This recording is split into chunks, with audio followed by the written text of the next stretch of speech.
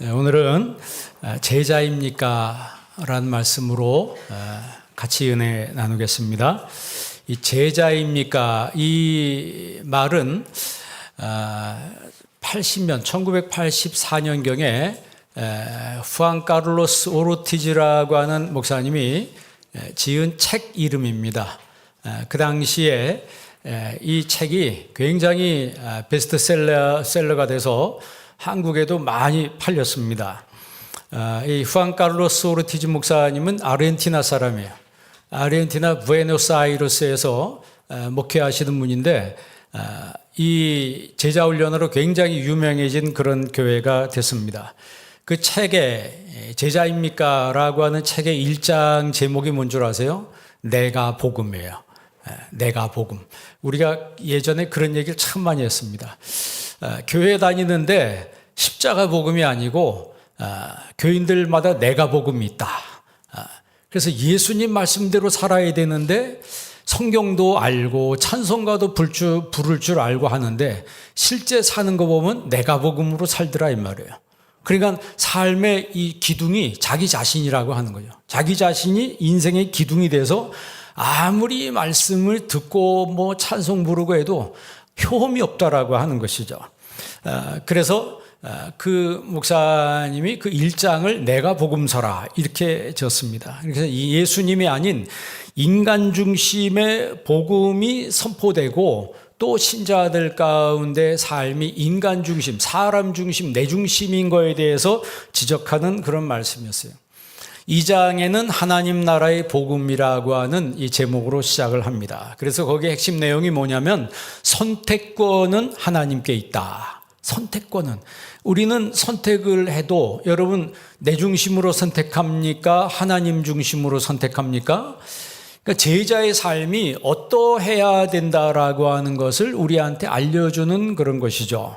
그래서 가장 먼저는 구원을 받아야 된다. 구원받아야 된다는 것은 명령이라 이렇게 이야기를 합니다. 그리고 우리가 잘 아는 대로 먼저 그의 나라와 그의 의를 구하라.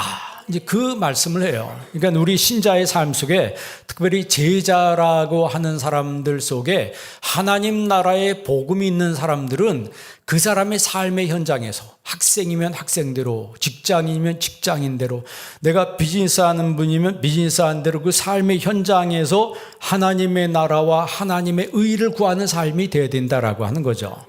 우리가 제자라고 하는 게 이제 교회에 무조건 열심히 나오고 막 교회 와서 찬송 부르고 매일 교회에서 사는 사람이 제자라고 하는 것이 아닌 거예요.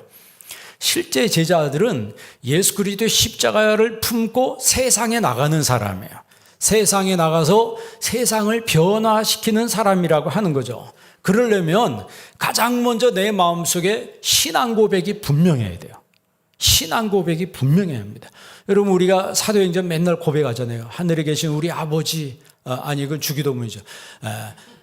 나는 전능하신 아버지 하나님 천지의 창조를 전능하신, 이게 옛날 사도신경하고 이게 맨날 어떻게 보면 헷갈려요. 왜냐하면 목사님들 모이면은 옛날 사도신경을 해야 돼. 거기 가면 우리 교회에서는 또 뭘 해야 되고, 우리 교회에서는 나는 전능하신 아버지 하나님 이렇게 해야 되고, 목사님들 모이면 전능하사 천지를 만드신 이렇게 시작해야 돼. 또 그거를 안 바꾸시는 분들이 있어요. 그래가지고 무조건 옛날 거 고백해서 거기에다 맞춰야 돼.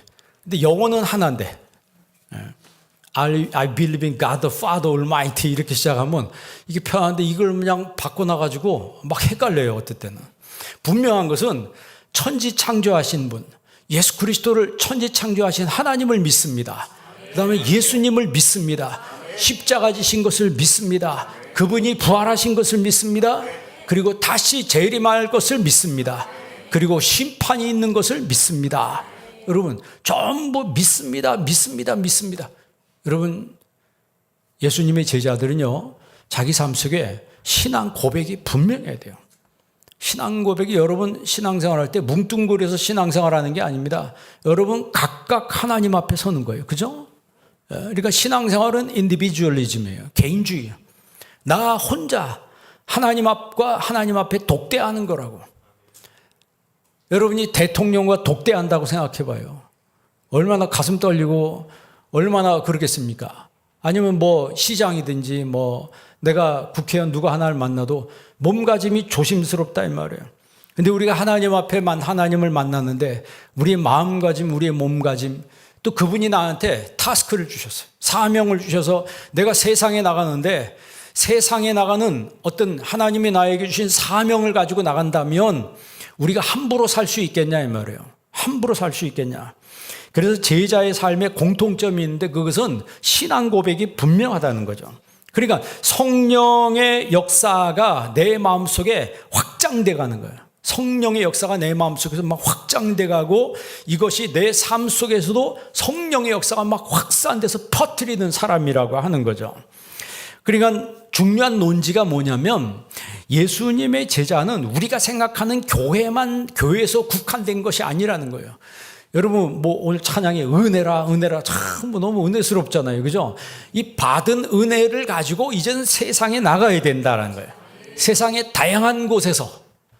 나가 다양한 곳에서 하나님의 일꾼으로 훈련받은 그대로 하나님의 영광을 나타내는 일꾼, 그런 사람이 바로 주님의 제자라고 하는 거예요. 뭐 제자 훈련만 열심히 받았는데 성경 많이 읽었는데 그 사람이 막 교회에 막 시험을 일으키고 그러면요, 그건 제자가 아닙니다. 가룟 유다도요, 예수님의 12제자 중에 하나였어요. 여러분 니골라당도요, 니골라당 이 이단으로 빠진 니골라도요 7집사 중에 한 명이었어요. 안수받은 그 7명 중에 한 명이었는데 엉뚱한 대로 새벌이더라 이 말이에요. 우리가 여러분 역도 선수 중에 장미란 선수라고 알죠? 장미란 선수라고 이번에 6월 달에 차관이 됐더라고. 문화관광부 차관이 됐어요. 그 선수가 신앙이 좋은 분이었어요. 신앙이. 아버지는 안 믿는 불신자고 어머니는 믿는 분인데 어머니하고 새벽 기도를 그렇게 많이 다녔대요. 그런데 그 선수가 말하기를 신앙도 운동처럼 꾸준한 훈련이 필요하다, 그런 얘기를 해요. 그거는 참 저도 공감합니다. 신앙도 운동처럼 꾸준하게 해야 된다. 그러니까 신앙과 운동의 공통점이 뭐냐면 훈련이라고 하는 거죠. 여러분 공부 잘하는 친구가 공부를 많이 해요? 공부 못하는 친구가 공부를 많이 해요? 공부 잘하는 친구가 공부를 많이 해요. 여러분 프로 선수가 운동을 더 많이 할까요? 아마추어가 운동을 더 많이 할까요? 프로 선수가 압도적으로 운동을 많이 합니다. 훈련량이 그 사람의 몸값이에요. 훈련량이 그 사람의 몸값이라고. 그러니까 아마추어는 대충 합니다. 오늘 안 되면 에이 뭐 이래가면서 그냥 관둬버려요. 그런데 프로는 그렇게 하지 않더라고. 자기의 기분과 상관없이 자기의 몸을 만들기 위해서 계속해서 훈련을 해요. 그러니까 그 장미란이라고 하는 선수는 세계 선수권 4연패한 사람이에요. 그거는 어떻게 보면 우리나라 역사에 그런 선수가 없습니다. 그런데 이제 그 아버지가 역도 선수였을 때요. 어머니는 곰탕집 주인이었고. 그런데 어느 날 이 아버지 닮아가지고 몸집이 컸대요. 여잔데. 그런데 아버지가 어느 날 뭐라냐면 너 역도하라고 그러는 거예요. 그래서 엄청 싫었대요. 그게.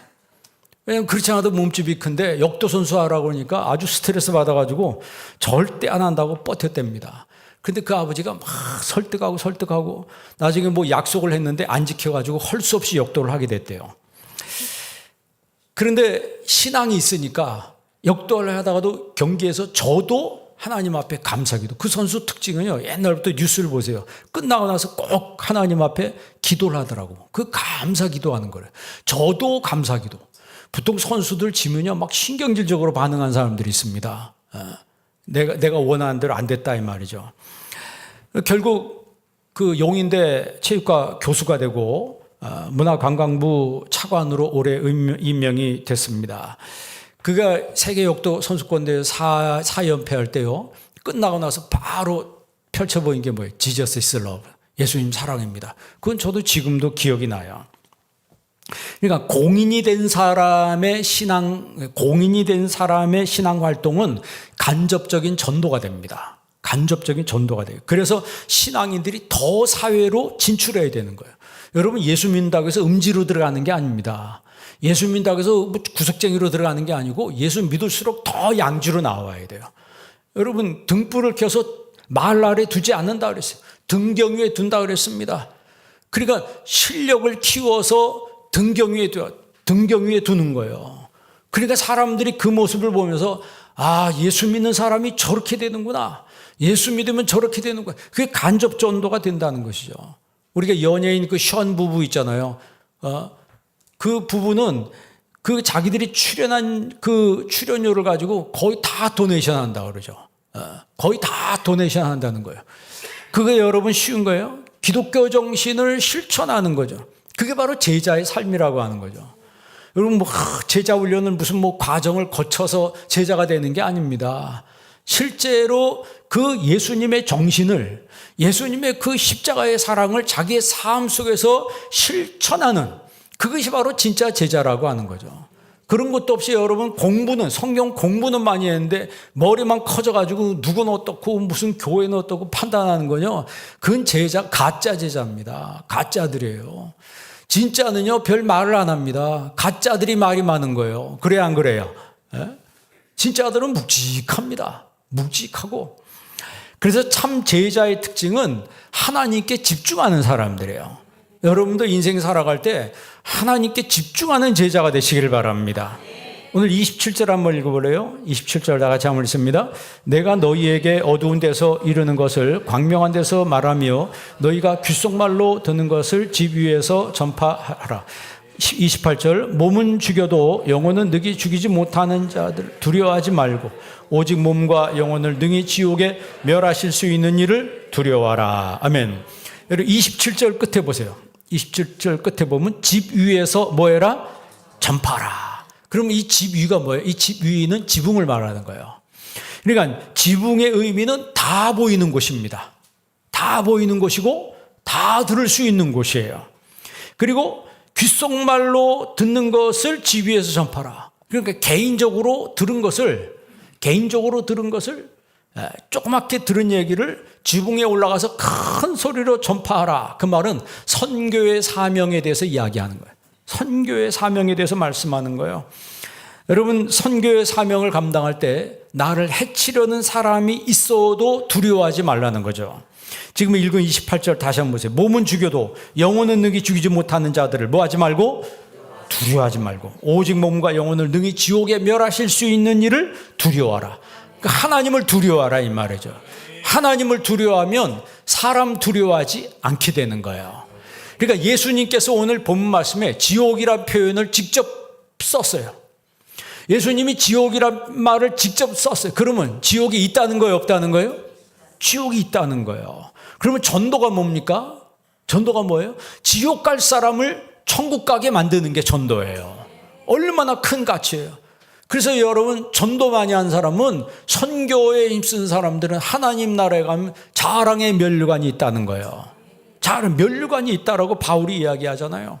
여러분 34절 말씀 보세요. 34절 다 같이 있습니다. 내가 세상에 화평을 주러 온 줄로 생각하지 말라. 화평이 아니요 검을 주러 왔느라. 35절 내가 온 것은 사람이 그 아버지와 딸이 그 어머니와 며느리가 시어머니와 불화하게 하려 함이니. 아멘. 이 굉장히 난해한 말씀이라고 사람들이 생각합니다. 아니, 예수님께서 화평 주러 온 게 아니고 검을 주러 왔다. 불화하게 하려고 왔다. 이 말이 뭐냐면, 믿기 전에는 모든 사람들이 다 불신앙으로 한통속이라는 거예요. 믿기 전에는 다 불신앙자예요. 그래서 신자를 싫어합니다. 교회를 싫어하고 예수 믿는 사람 싫어하고 성경을 싫어하고, 그래서 심지어 성경을 불태우는 사람도 있고 성경을 막 찢어버리는 사람도 있고 막 그렇다고요. 그래서 예수 믿는 제자들은 영적 전쟁을 각오해야 된다는 거예요. 각오해야 된다. 그러니까 순탄하게 믿는 사람들도 있지만 순탄치 못하게 믿는 사람들이 훨씬 더 많아요. 그래서 예수님 믿는 사람들은 제자의 삶을 살 때 각오해야 된다는 거죠.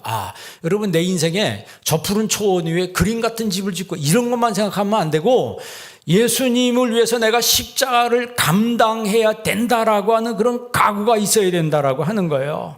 여러분 35절에 보면요. 35절 다시 한번 보세요. 내가 온 것은 사람이 그 아버지와 딸이 어머니와 며느리가 시어머니와 불화하게 하려 함이니, 이 말은 뭐냐면 당연히 있게 되는 영적 전쟁에 대해서 예수님 말씀하시는 거예요. 그 사람이 아버지와 불화한다는 거예요. 딸이 어머니와, 그러니까 딸은 믿는데 엄마는 안 믿어. 며느리는 믿는데 시어머니는 안 믿어. 아들은 믿는데 아버지가 안 믿어. 그러니까 옛날에 여러분 아버지가 안 믿는데 아들이 예수님 믿었어. 그런데 제사 지냈는데 절을 안 해. 그래가지고 막 쫓아내고 막 그러잖아요. 여러분 옛날에 우리 교회 왔던 지세근 목사님이라고, 그때 선교사님이었죠. 그 중국 선교사님이었는데 그분이 이제 선교사를 그만두고 안양에 와서 목회를 합니다. 안양에 와서 그 중견교회에 목회를 지금 하고 있어요. 그 목사님은 제가 이제 부교육자 때 제가 학생회를 맡고 있을 때 학생이었습니다. 그런데 이제 친구 따라 교회에 왔다가 예수님 믿었어요. 그래서 세례 받고 아주 신앙이 뜨거웠습니다. 그런데 그때가 고3이었습니다. 집에서 제사를 지내는데 이 절을 안 한 거예요. 장자인데. 그러니까 아버지가 너 왜 안 하냐? 그랬더니 이게 순진하게 나는 예수를 믿어서 이제는 제사를 안 지내고 절을 할 수가 없습니다. 그랬더니 아버지가 지게작대기로 두들겨가지고 쫓아냈어요. 그래가지고 교회 와서 살았습니다. 고3이. 교회 와서 살았어요. 실제로 교회 와서 지가 막 교회 와서 씻고 막 먹고 자고 뭐 그런데 아주 전혀 불편함이 없어. 이제 성령 충만하고 영적으로 무장돼 있으니까 아버지가 쫓아내도. 그런데 고3 때인데 연세대학교 붙었어요. 연세대학교 붙으니까 아버지가 화가 누그러진 거예요. 누그러져가지고 다시 들어와라 해가지고 4년 졸업하고 이제 신대원에 들어갔어요. 사명받아가지고. 그래서 신대원 졸업하고 안수받고 선교사로 나간 거예요. 그러니까 쉽게 말하면 예를 들어서 지금 본 말씀이 이거예요. 아버지와 불화하고 딸과 어머니가 불화하고, 이것은 뭐냐면 안 믿다가 믿게 되면 영적 전쟁이 시작되는 거예요. 다 불신으로 한 통속이면 싸울 일이 없어요. 그렇잖아요. 그런데 한 사람이라도 그 집에 믿게 되면 그 집에서 영적 전쟁이 일어나는 거예요. 지금 아까 그럼 그 목사님이 어떻게 되냐면 그 아버지 다 믿었다는 거예요. 다 집안이 다 구원받고 전도됐다는 거예요. 그러니까 한 명이 믿으면 그 집안이 다 전도가 된다는 거죠. 지금 오늘 본문 말씀이 이야기하는 게 바로 그 말씀입니다. 그러니까 신앙 때문에 반목하는 일이 생기고 억울한 일을 당하게 돼도 여러분 끝까지 인내해야 된다는 거죠. 예수님의 제자들은 그런 삶을 산다는 거예요. 이거 교회 다니니까 내가 너무 피해를 보는 것 같아. 교회 다니니까 너무 부담이 되는 것 같아. 교회 다니니까 내가 참 이상하게 좀 내가 사회적으로 너무 손해를 보는 것 같다. 그 인간적으로 계산하다가 교회 다니니까 신앙 포기. 그건 아예 불신자입니다. 아예 불신자예요. 여러분 불신에 머무르지 마시고 믿음의 길로 들어서시길 바랍니다. 온전한 믿음의 길로 들어서야 되는 거예요. 그럴 때 하나님께서 여러분, 우리가 아까 예수님이 지옥이 있다고 그랬잖아요. 지옥 가면 어떻게 돼요? 지옥이 없다고요? 있으면 어쩌려고? 있으면 어쩌려고요? 이 땅에 사람, 제 여기 있는 분 보면 다 이제 전반전 다 끝났어요. 일부 빼놓고. 그 후반전 얼마나 사실 것 같아요? 노후라고 해도 멀지 않았습니다. 그럼 끝나고 나서 예수님이 지옥이 있다고 하는데 없어요 주장하는데 있어. 그런데 내가 지옥 가야 돼. 거기서 영원히 살아야 돼. 이 땅에서 여러분 100년, 여러분 천국이 잠깐이면 몇 년이라고 그랬어요? 1000년이 며칠 같다고요? 하루 같다고 그랬어요. 그러니까 이 땅에서의 삶을 성경은 계속해서 잠깐 보이다가 없어지는 안개와 같다고 우리 인생에 대해서 이야기한다. 그러니까 지혜로운 사람은 말씀을 보면서 깨닫는 거예요. 무지한 사람은 아무리 들어도 그 미련함이 벗어지지 않는다고 잠언서에 이야기했어요. 그러니까 미련한 사람은, 무지한 사람은 아무리 들어도 그 미련함이 벗어지지 않는 거예요. 불신이 벗어지지 않는 거예요. 이면수 목사님이라고 제가 예전에 얘기했는데 우리 선배 목사님입니다. 이분이 그 캐나다의 큰빛교회를 담임하고 계셨는데 그 북한의 그 고난의 행군 때 300만 명이 굶어 죽었다 그러잖아요. 그러니까 기도하다가 감동을 받아가지고 북한에 갔더니 진짜 사람이 굶어 죽더라는 거예요. 사람이 굶어 죽더라는 거죠. 그걸 보고 너무 기가 막혀가지고 그 돌아와가지고 캐나다에 있는 그 자기 교회 또 주변에 있는 교회 다 설득을 해서 이분이 헌금을 가지고 들어가가지고 북한을 위해서 이제 선교를 하는데 18년 동안 150번을 왕래하면서 약 400억 정도를 거기다 쏟아부었어요. 그럼 어떻게 했냐면 국수 공장을 만들고 비료 공장을 만들고 병원 지어주고 집 지어주고 지금 북한 사람들은 지금도 집이 하모니카 집이라고 탈북한 사람들 이렇게 자기들 사는 게 하모니카 집이었다는 거예요. 쭉 길게 해놓고 그냥 칸막이 이렇게 쳐놓은 거예요. 그러니까 한 집당 칸막이 하나. 그 한 집에서 5명, 6명 한 집, 그 한 칸막이에 사는 거예요. 옆집 소리 다 들려요. 그런 집에 비 많이 오면 비 새고 겨울이 오면 춥기는 한량 없고 먹을 거 없고 지금도 그렇다는 거예요. 그런데 고난의 행군 때도 얼마나 힘들었겠어요. 그러니까 김정일도 그 악하다고 하는 김정일도 이 목사님에 대해서 무사통행증을 써줬다 그러잖아요. 어디 북한은요 지금도 옆에서 연마을 가려면 통행증이 있어야 된다는 거예요. 서로 이제 감시체제로 만들어 놓은 거죠. 공산주의가 특징이 뭐냐면 감시체제. 그러니까 아니 지금도 우리는 북한 사람들이 넘어와서 하는 얘기가 뭐냐면 자유가 있어서 너무 좋다는 거예요. 옆에 동네 갈 때 신고하지 않아서 좋다는 거지. 가는 곳마다 초소가 있는데 그냥 가는 게 아니고 뭘 줘야 된대요. 그러니까 이 북한이 뇌물 없이는 살 수가 없는 나라래요. 지금도 그렇다니까 얼마나 기가 막힌 나라예요. 그러니까 옛날에는 어느 정도겠어요. 그런데 이 목사님한테 무사통행증을 써줬어요. 여러분 생각해 보세요. 우리나라는 땅을 지금 그냥 잘 나지 않습니다. 비료를 줘야 되는 거예요. 왜 그래요? 우리나라가 역사가 몇 년이에요? 5,000년 동안 살면서 땅에다 계속 매년마다 한 번도 쉰 적이 없어요. 매년 그 땅을 써먹는 거예요. 몇 년 동안? 그러니까 여러분 땅이 기름지겠어요? 여러분 미국 가보세요. 그 땅 푹 파면 땅이 색깔이 시커머요. 우리 땅을 파보세요. 어때요? 무슨 색깔이에요? 색깔이 죽어 있잖아요. 그리고 북한도 마찬가지예요. 그러니까 너무너무 힘든 거예요. 그러니까 이분이 400억 정도를 쏟아부어서 그렇게 15년 동안 18년 동안 그 북한을 위해서 헌신했는데 김정일이 죽고 김정은이가 등장했어요. 그래서 또 돕기 위해서 들어갔는데 어느 날 체포를 합니다. 붙잡혀가지고 바로 가서 재판을 받는데 사형 선고를 받아요. 제목이 뭐냐면 수령 모독죄라는 거죠. 자기가 나라를 위해서 그렇게 헌신했는데 나에게 사형 선고를 내리는 모습에 엄청 충격을 받았대요. 자기는 북한 주민 살리려고 동분서주하면서 뛰어다니면서 생명 살린 것밖에 없는데 나에게 이럴 수가 있나 기가 막혔답니다. 그런데 그분이 그런 얘기예요. 사형 선고를 받는데 무거운 짐이 깃털처럼 가벼워지는 걸 느꼈대요. 무거운 짐이 깃털처럼 가벼워진 걸 느꼈대요. 그래서 3년 정도 강제 노동을 하다가 풀려나죠. 그 캐나다 시민권을 가지고 있기 때문에 캐나다 정부에서 계속 그 노력을 해가지고 결국 가서 그 정부의 요원들이 가서 그 목사님을 데리고 왔습니다. 그 목사님이 그래, 내가 한국 국적 가지고 있었으면 거기서 죽었을 거라고. 지금도 한국 국적의 선교사님이 여러 명이 거기 억류되어 있는데 우리나라 정부는 신경을 안 써요. 인권에 대해서 그렇게 이야기하는데 정작 한국 사람들이 인권에 대해서는 신경을 안 써요. 그러니까 자신이 캐나다 국적을 가지고 있었기 때문에 내가 살아났다. 마치 바울이 로마 국적을 가지고 있었기 때문에 그 선교하는데 굉장히 도움이 되죠. 천부장이 막 때리려고 하다가 자기 로마 시민권자라고 하니까 꼼짝도 못하다잖아요. 꼼짝도 못하잖아요.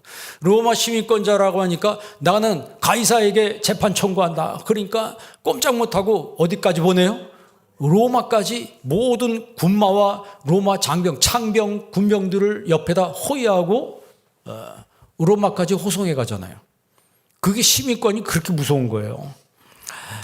그러니까 이 목사님이 그 풀려난 다음에 그런 얘기를 하더라고요. 고난이 하나님의 특별한 축복인 것을 내가 깨달았습니다. 고난이. 지금은 이제 그 교회에서 은퇴를 했는데 고난이 자기에게 엄청난 축복이었다는 거예요. 그러니까 예수 믿는 사람들은 이 땅에서 잘 되는 거, 안 되는 거에 일희일비하는 사람들이 아니라고 하는 거예요. 주님의 제자들은 어떤 상황이든지 그 속에서 하나님께 집중하는 사람이라고 하는 거죠. 여러분, 우리가 새벽에 이 사무엘상 보잖아요. 새벽에. 여러분, 다윗이 골리앗을 물리치고 나라를 구했습니다. 나라를 구했어요. 그죠? 사울이 그를 군대 장관으로 세웠어요.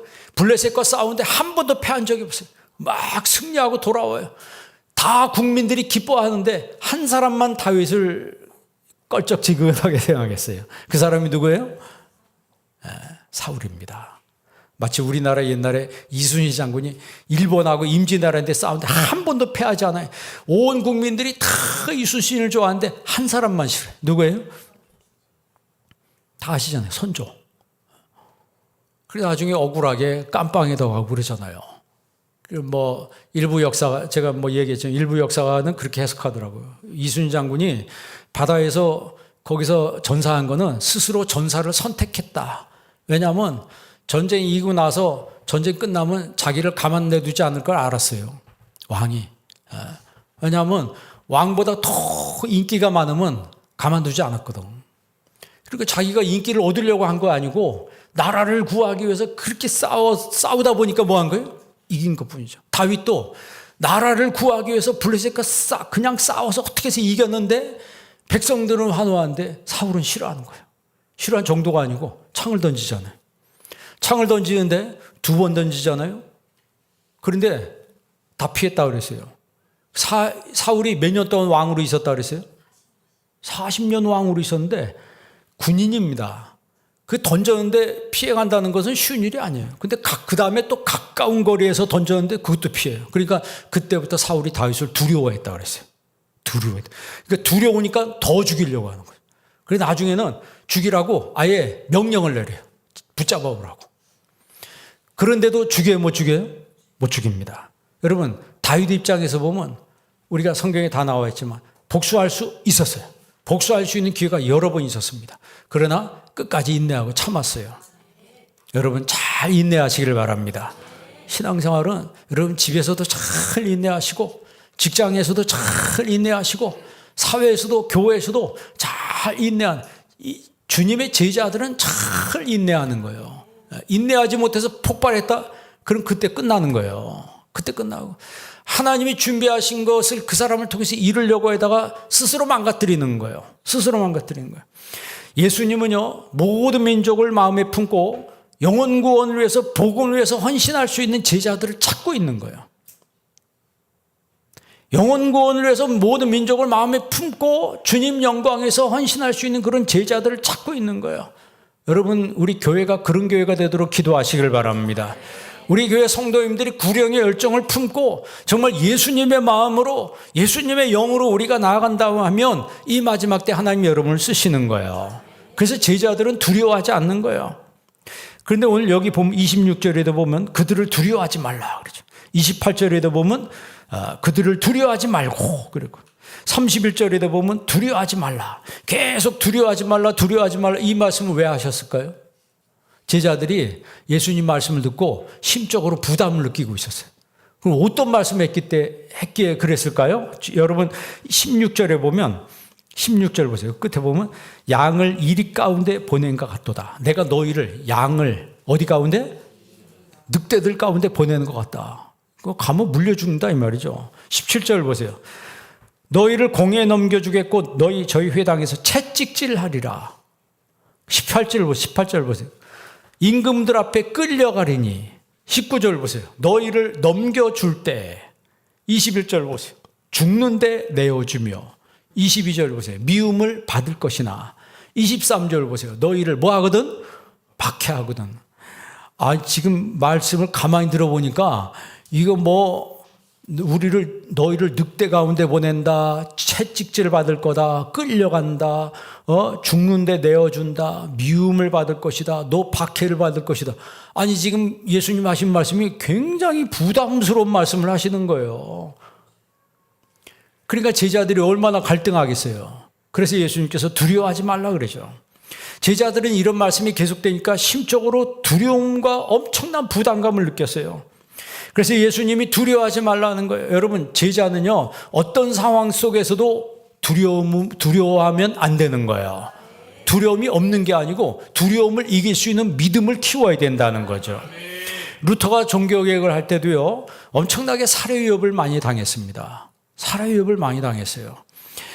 그가 여러분 이 종교개혁을 할 때 이 부인이 카타리나 아닙니까? 카타리나가 수녀예요. 원래 수녀 출신입니다. 그러니까 루터는 신부 출신이고, 그러니까 수녀하고 신부하고 결혼을 한 거예요. 근데 카타리나 집안이 엄청난 부자예요. 그래서 이 카타리나 집안의 이 재산을 가지고 몽땅 이 선교에 갖다 쏟아 부은 거예요. 그래서 그 많은 식솔들을 거느리면서 이 종교개혁을 감당해냈다고.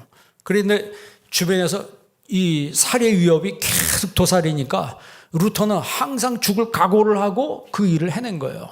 그러니까 종교개혁에 실패하지 않았습니다. 루터의 종교개혁은 성공한 거예요. 그러면 그가 그 종교개혁 할 때는 우리는 그냥 역사적 사실로 그가 했대 이렇게만 알고 있는데, 실제로 그 사람이 종교개혁을 한 현장에 가보면은 엄청난 두려움을 가지고 있었던 거예요. 그러나 신앙으로, 믿음으로 이겨내는 거죠. 이 칼빈 잘 알잖아요. 루터 칼빈. 칼빈은 그 스위스 제네바에서 종교개혁을 할 때 말씀 전하다가 추방당했습니다. 왜냐하면 칼빈이 너무 세게 개혁을 추진하니까, 그러니까 만약 주일 안 지키면 막 처벌하는 거예요. 여러분, 주일 안 지켜. 주일날 한번 빠졌어. 그러면 그냥 당장 처벌이야. 그러면 여러분 예수 믿겠어요? 그러니까 칼빈만 보면 얼굴도 빼빼하게 생긴, 아주 찔러도 바늘 하나 안 들어가게 생긴 사람이 너무 저래니까 아주 싫은 거예요. 그러니까 나중에 아주 담합을 해가지고 칼빈 쫓겨났어요. 원래 칼빈이 프랑스 사람이거든요. 이름 깔뱅이라고 하죠. 깔뱅. 스위스에서 이 제네바에서 왜 여러분 칼빈을 모셨냐면, 칼빈이 하나님 말씀대로 하니까 저 사람 말대로 하면 우리 이 나라와 이 도시가 깨끗해지고 정화될 것 같다. 그래서 여러분 시티 오브 갓이란 말이 어디서 나오세요? 칼빈이 제네바시를 시티 오브 갓이라고 그러잖아요. 하나님의 도성, 하나님의 시라는 거예요. 그 정도로 이 칼빈이 제네바에서 사역할 때 그 도시가 아주 정화된 거죠. 그런데 이 죄짓고 싶은 우리 인간의 마음이 그게 싫은 거예요. 죄짓고 싶은 인간의 마음이 막 이것을 죄를 막 발산하고 싶은데 이거 막 억누르니까 하나님 말씀이 나한테 막 부담이 되니까. 여러분, 하나님 말씀이 여러분에게 은혜의 말씀이 됩니까? 부담의 말씀이 됩니까? 예? 사람마다 다르겠죠. 사람마다 다르겠지만 여러분, 하나님 말씀이 여러분에게 오늘 우리 성가대 찬양처럼 은혜의 말씀이 되기를 바랍니다. 그러니까 이 은혜가 되는 사람들은 십자가를 지는 거예요. 그래서 제자는 십자가 지는 사람이에요. 그러니까 십자가의 복음의 필사적인 사람이 된다. 필사적인 사람이 된다. 우리는요, 세상 사는 데는 필사적이잖아요. 학생들의 입시에 필사적입니다. 입시 공부하는데 여러분 보세요. 요즘 유치원 때부터 시작한다네. 유치원 때부터 시작된대요. 와, 참.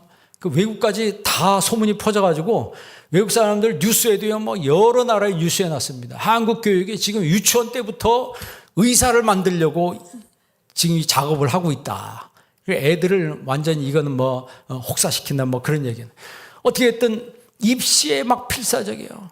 대학 들어가서는 입사에 필사적이에요. 취직 때문에. 사회상에 나와서 성공에 필사적입니다. 부의 축적을 위해서 필사적이에요. 여성분들은 미의 추구를 위해서 필사적이에요. 온몸을 뜯어고치더니 하여튼 온 정성을 그렇게 다 할 수가 없어. 그런데 신앙에서 하는 거는 아무것도 안 해. 너무나 무성의하고 필사적일 정도. 그는 말 붙이기가 너무 창피할 정도로 신앙생활을 그렇게, 내 일에 대해서는 그렇게 필사적인데 주님의 일을 위해서는 그렇게 무신경하다. 여러분, 제자는 주의 일을 내 일처럼 필사적으로 하는 사람들이에요. 38절 말씀 보세요. 38절을 다 같이 있습니다. 또 자기 십자가를 지고 나를 따르지 않는 자도 내게 합당하지 아니하니라. 39절, 자기 목숨을 잃는 자는.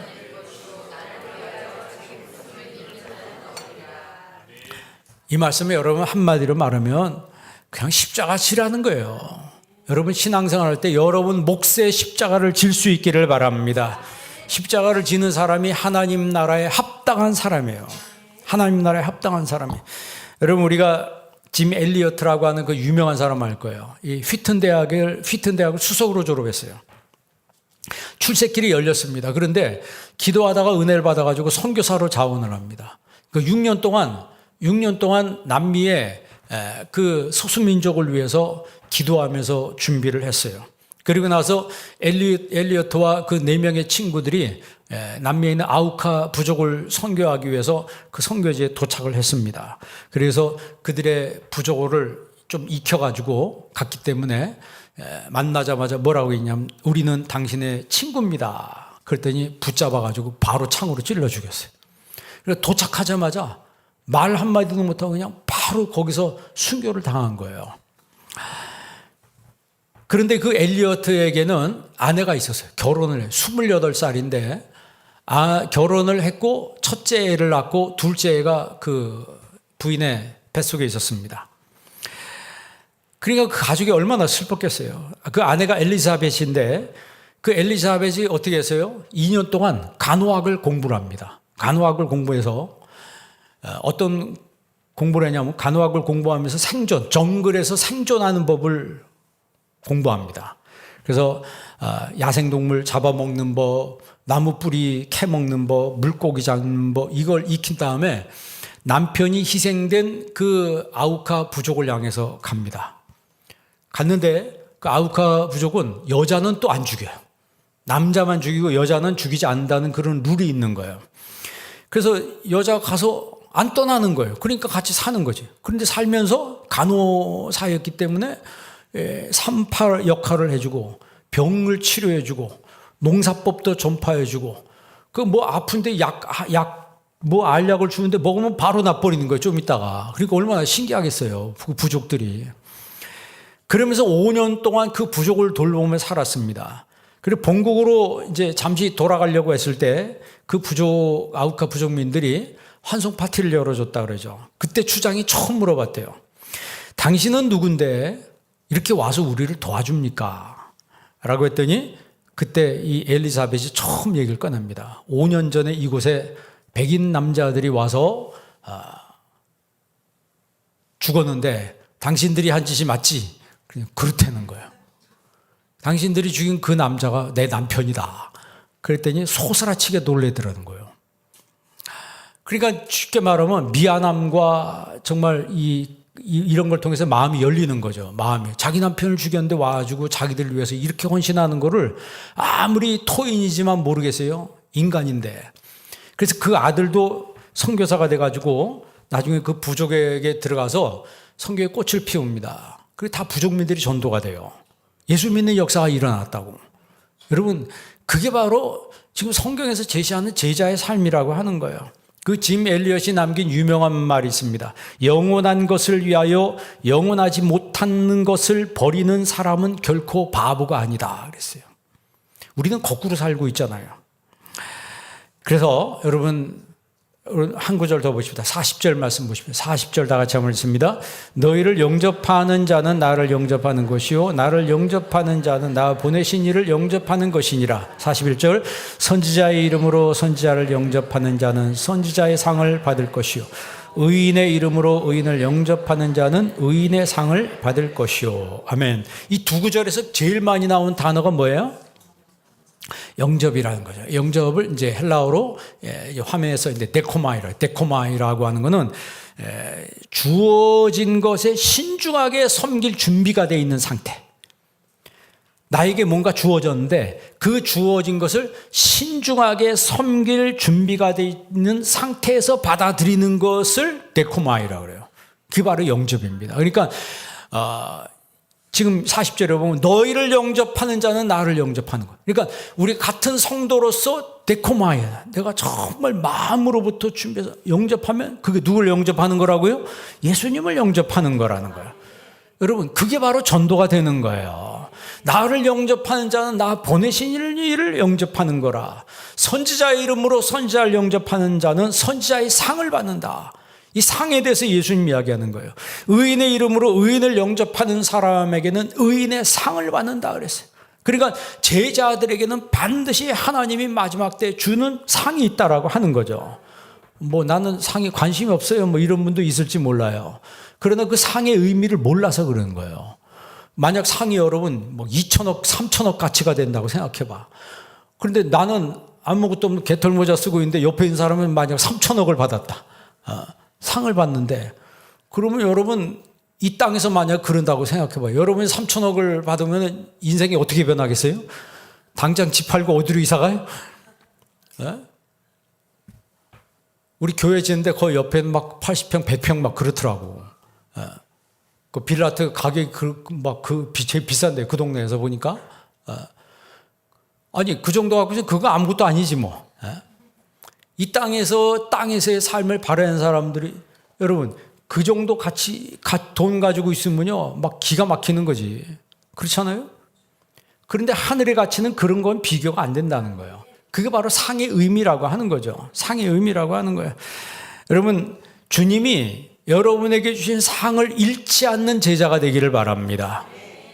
주님께서 나에게 준비하신 상이 있다고 하는데 그걸 잃어버린 사람이 되지 말고 정말 그것을 주님이 나에게 주신 그 몫을 그대로 받아들이는 그 사람이 나중에 그 주님 앞에 설 때 얼마나 기쁜 마음으로 신앙 고백적으로 설 수 있겠어요. 주님, 내가 이렇게 주님에서 이렇게 했습니다. 주님 영광 받아 주옵소서.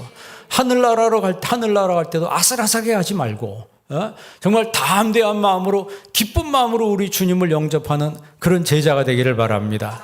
그래서 상을 잃지 않는 정말 이 마지막 때 참 제자가 되는 여러분 되기를 주의 이름으로 축복합니다. 기도하겠습니다. 하나님 감사합니다.